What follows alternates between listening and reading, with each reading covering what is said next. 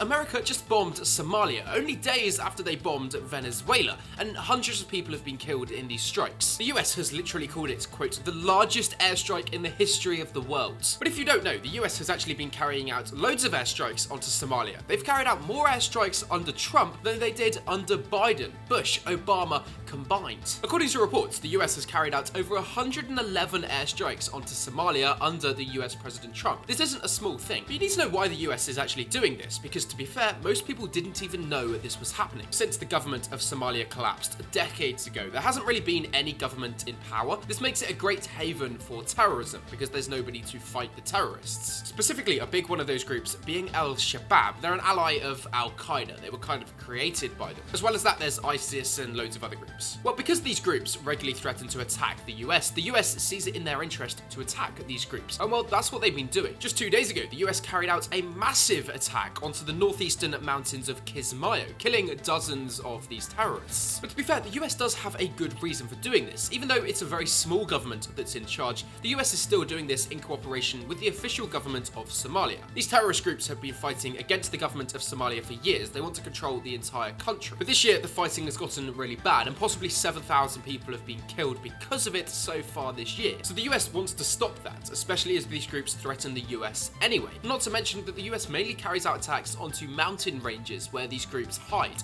so it's very unlikely they're killing civilians. Reports also confirm that very few civilians are ever affected by these attacks. But still, most people don't even know this is happening, especially as the US just isn't talking about it. And you wouldn't even know about it if you didn't follow me for some more global news like this.